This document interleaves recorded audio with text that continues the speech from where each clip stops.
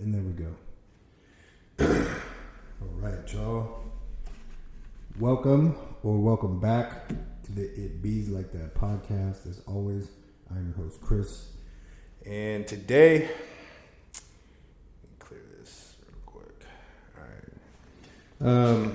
So, this morning, like many mornings, getting the dailies out of the way with getting the kiddos ready for their respective trips in the morning. Myself, my wife, whatever. My wife and I having a conversation, which isn't unusual. And this morning, part of that conversation surrounded getting clean. And I don't mean taking a shower. I mean abstinence from drugs and alcohol, mind and mood altering substances and chemicals. So that can look like going to detox, a community detox center, detoxing on your own, which can be very dangerous and in fact life-threatening with certain substances, namely alcohol and benzodiazepines. So if you are a person who has a physical dependence on either of those, I would encourage you not to try and detox on your own, but to seek medical help. Moving forward from that disclaimer,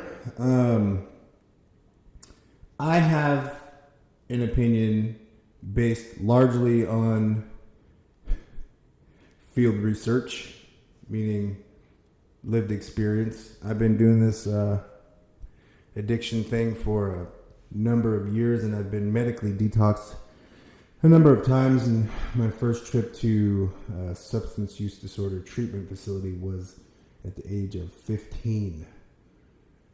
So I think this gives me maybe not the paramount and primary authoritative position on this matter, but uniquely qualified perspective nonetheless, because I've been there, done that many times.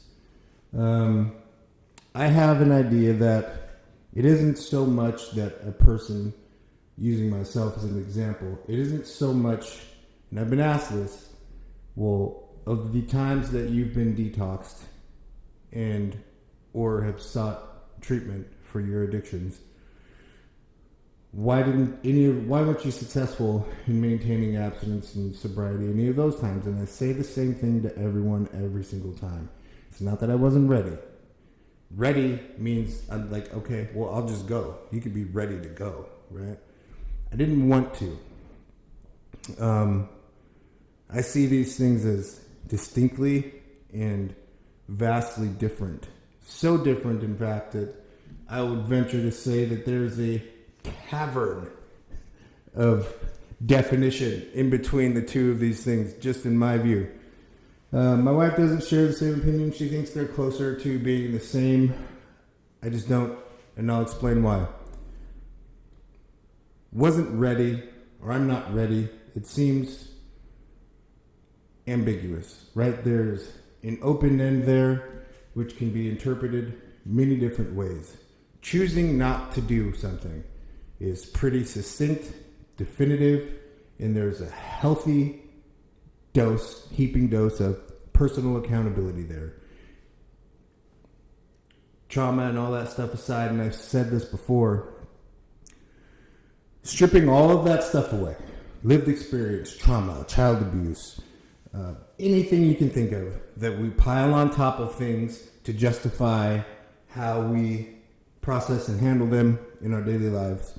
Stripping all of those things away, every individual is left with the same thing, and that is a two-option choice. It is to either or to not. To do or do not. Right? To either do or do not. That's it. You can... What about... No, I just said removing all of that stuff. All of the excuses, all of the but-for evidence or reasoning, and things that we as humans like to attribute accountability for or to. Strip all that away. We are all left with the same two-option choice. to either do or do not. So that's why I prefer to look at it as I choose not to do this right now. And I can tell you that's true for my personal experience because, like I said, when people have asked me before, why in any of those instances weren't you successful?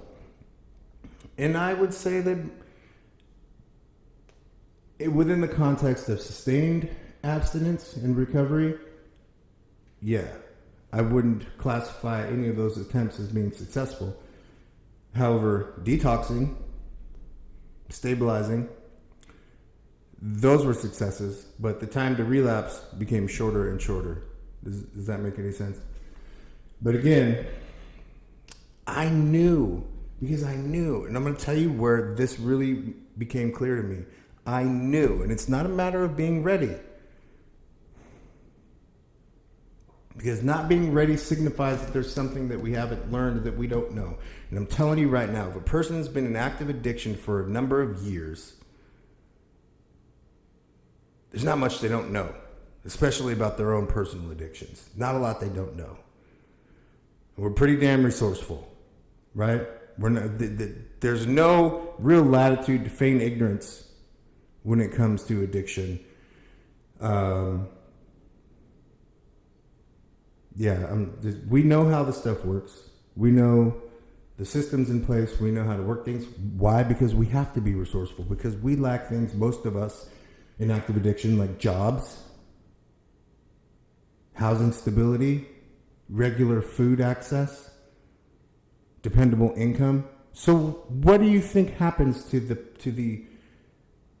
person living in active addiction every day when they wake up with no money, no food, no drugs?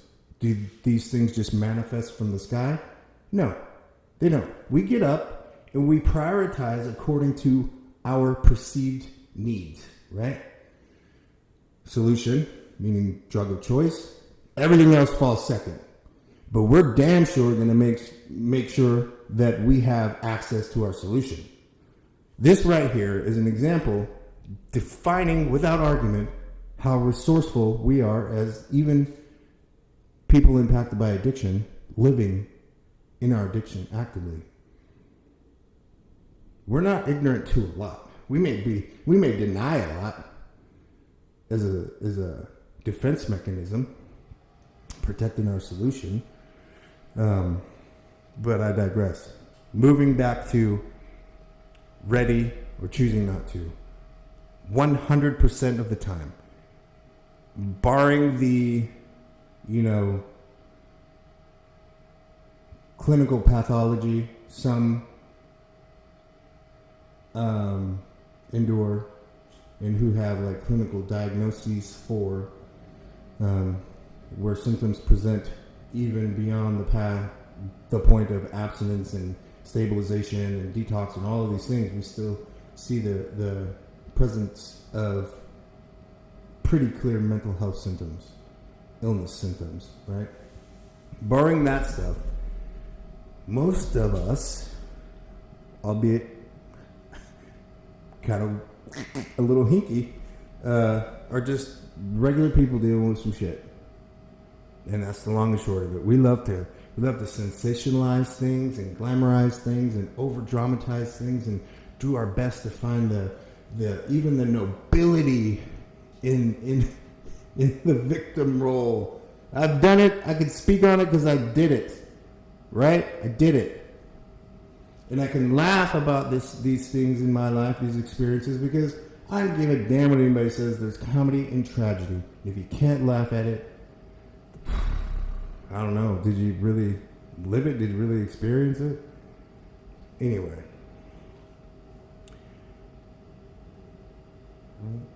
Why I feel so strongly about this, why it's so important to me. When I got clean this time, there was zero, and I told my wife this morning, there was zero question in my mind. I was convinced with 100% resolve that I was choosing to do whatever it took to arrest my addiction where it's at and to do whatever I had to do every single day to not use this day, because there's no guarantee of tomorrow or what's going to happen there. But today, I can do my damnedest to put systems and structures in place, living a life of gratitude based on spiritual principles to fucking make it really highly unlikely that I'm going to get loaded today. That I know I can do. So that's what I've done for the last 5 years. And I had that was right here. There was no doubt. Every single other time, I was kidding myself. There was always a reservation. That's why I know that it's choose to either do or do not. It's not a matter of getting ready. I mean, you could prep for a test and still bomb that. I've done it 100 times. Studied for weeks for a test. There's just certain shit in life like that whole, like I say, I wasn't ready. In my mind, when I hear those words come out of my mouth, when they echo back to me and they play through the processing system in my mind, I instantly see like they're just diverted to the bullshit category. And that's not fair to people. People did it for me and it didn't help me. Not ready. There's no compassion in doing that. I know we like to feel like, and it's not cold-hearted to say, listen, this is something that is completely within your power. It's got nothing to do with your abusers from your childhood or relationship or your job or any of the circumstances in your life. This is a completely separate thing. I had to compartmentalize it for myself, and I know that can work for other people too. There will be different approaches. However, I mean, we can talk about it, but you're going to have you'd have a better time. Well, that's inappropriate. I won't say it, but you'd have better luck taking a box of donuts from me than convincing me that this thing called life, that especially those of us impacted by this stuff. And listen, I grew up in addiction. I was born to 2 addicted parents. I saw addiction my entire life. This stuff is coded not in just my DNA, my genetic makeup, but my daily cultural life since a baby. Get that through to your brain. Listen to what I'm saying. I'm not just spitting stuff out of my rear end here. Looking at my life and history on paper, there's no reason why I should be here. None whatsoever. If we're going to stick to the narrative and theory that I've had little control over what happens in my life based on what's happened in my life. I'm sorry, but I can't do that. I cannot do that. And I won't sit back idly by and allow other people to do that to other people. You won't, while I'm present, take power from other people. There's a difference between propping people up when we need it, giving them a hand up, and dare I say, even carrying them for brief periods of time where they're too weak to carry themselves and sustain themselves. That's reality too. I love that. I love the idea of that. I love the humanity there. I love the grace and compassion there. But what I will not do, as I say, is abide by removing power from an individual by way of rescuing them from their choices. You cannot do that. And as addicted people, we need consequences. We need consequences. Okay, listen. It's just the simple truth of it. And people need to recognize, like I've said now, and like I've said many times before, and you've heard this not just from me, but from other places, people who have been through some of the stuff that I've been through, or worse, and they're still here,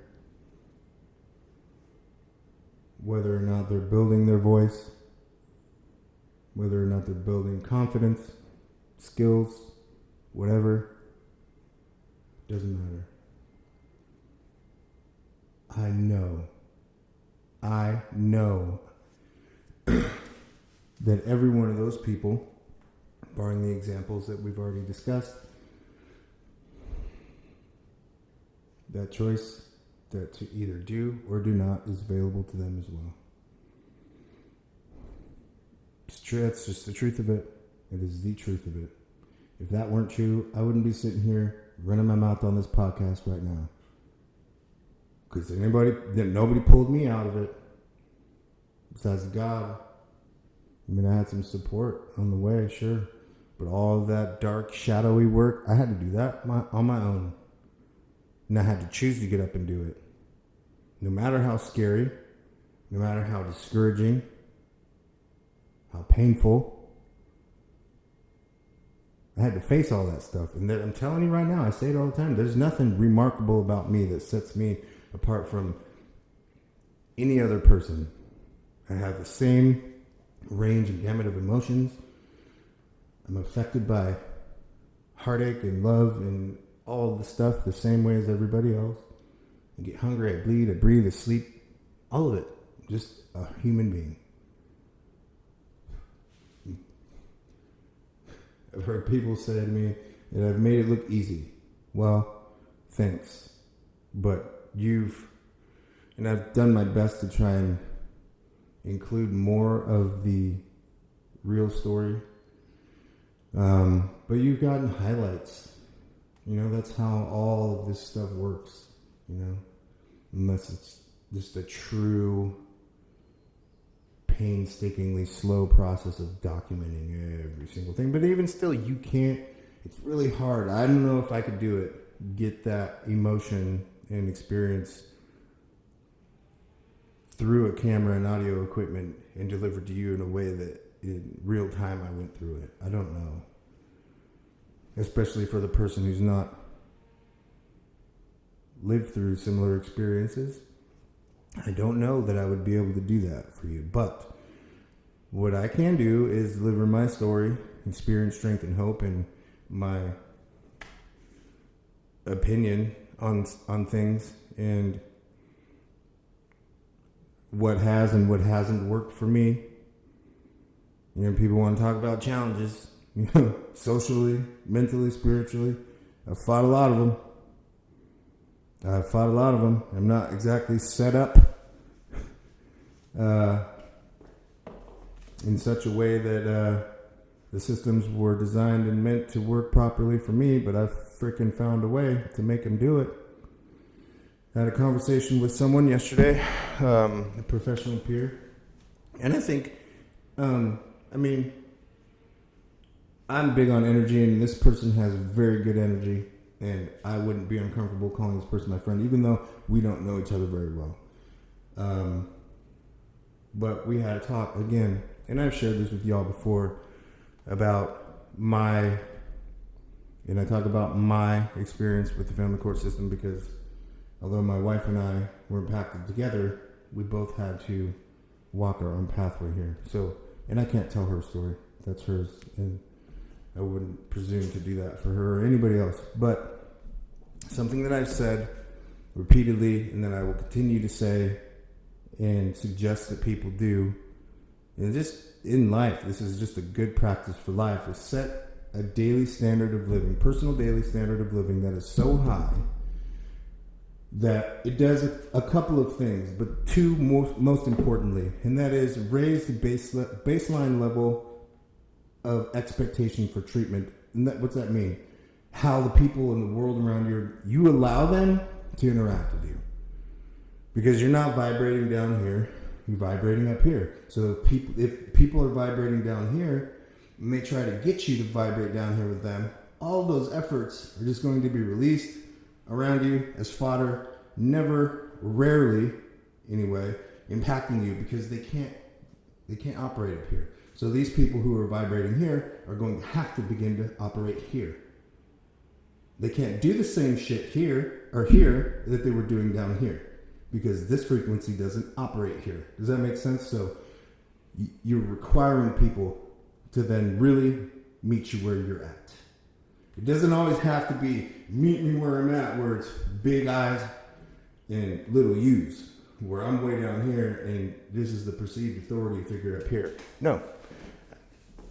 I can, by the way I live my life, and I know this is true because I did it, operate here, ridiculously high personal daily standard for living. Ridiculously high.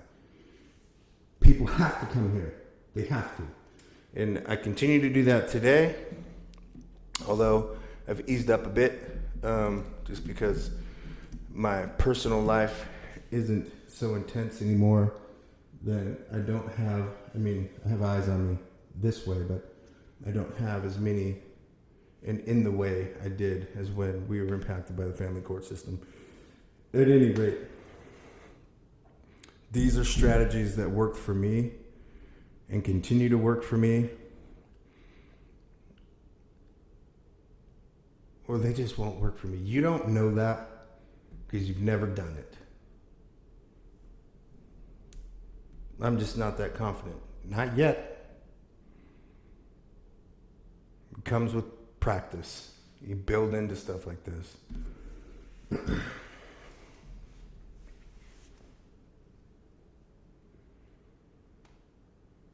And I acknowledge and recognize that with the things that I feel really, really strongly about, there's an intensity there and a certain passion there.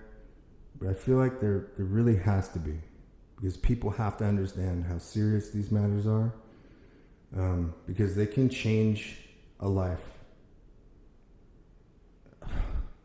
Listen, they can change people's lives.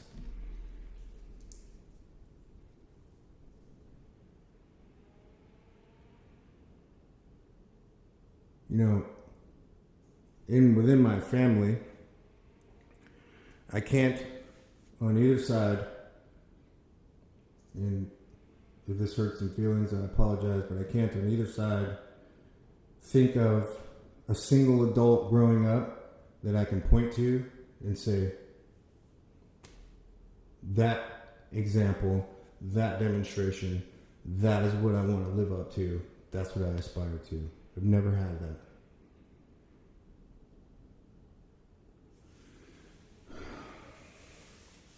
For these things, I've had to look outside, and I'm not the only one who's had that experience, but I've had to develop my own heroes and I've had to become my own example.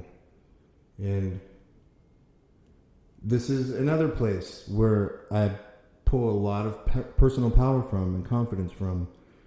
And that's not a flex. It's just a reality. It's just simply the way that my life is shaped out. I've not had any positive adult role models, not in my family anyway, growing up.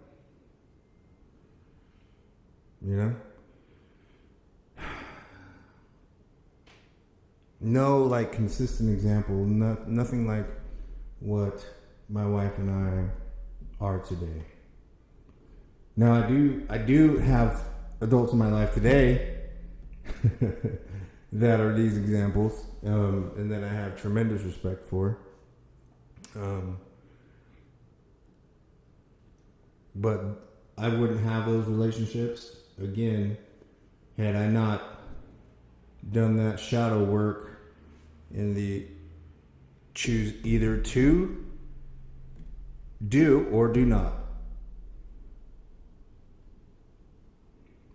This may be really simplistic. No, it is. It is extremely simplistic. Because as humans, we love to complicate the hell out of things. I've shared with you most of the, the uglier stuff about my life, but if I told you everything, you'd think that I was either full of shit, because there's no way that a person who'd come from that, been through that kind of stuff, ends up living the life that I live today.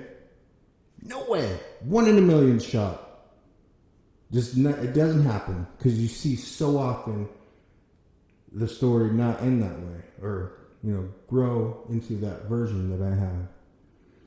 There's always a tragedy, always a tragic ending. I don't mean death, but there's always a brief bout of triumph, and then the other shoe drops. And honestly, that's how most of my adult life had gone. But again, I have to circle back to anytime that I was frustrated, and even in my own mind, I knew what the answer was, but just whether or not I would admit it to myself is the question. It wasn't a matter of whether or not I was ready. That leaves too much in my mind unanswered. There's too much responsibility and accountability left on the table, and that cannot be. That cannot be. That's unacceptable. Cannot be. It's got to go somewhere. It's got to belong to someone. Because you have the formula is this: identify a problem, name it, plan of attack, implement plan. Maybe you screw up a bit, make some mistakes, learn as you go, but that's the formula. You can't just, I don't know. It wasn't. No, dog, no. I'm sorry, it does not be like that. People are way too powerful, way too resourceful, way too resilient. God made us that way. So there's no way that I'm going to allow an argument against that. And like I say, stand idly by while other people remove power from other people. You cannot do that. That ruins lives. It doesn't save lives. You may in your mind think that you're doing someone a service by removing this uncomfortable experience from them by, subverting a system or removing a barrier or absolving them of accountability by saying something kind like, this is really tough and, no one expects you to, man, listen, yes, the hell they do. You're being lied to because, everybody expects you to do better. That's the reality of the world. That's the reality of life that we live. Everyone expects better of everyone else. That's just the reality of it. That's how we work. That's how we operate. I'm sorry. Whether or not that's fair, that can be debated. Whether or not it should be that way, I don't know. Now, I'm not saying that when people are raw and sensitive and fragile, because that's real too, people have varying degrees of strength and resolve. And in those moments, is it kind or just to be like, no, the tough love approach doesn't always work. That's not always the best approach. Yes, sometimes we do have to allow people space. But in that space, none of that space needs to be filled by you removing power from that person. Support doesn't always look like someone meddling or mucking about in someone's life and making choices for them. Right? Allowing a person space to make a choice and live with whatever happens on the other side of that choice, that's love.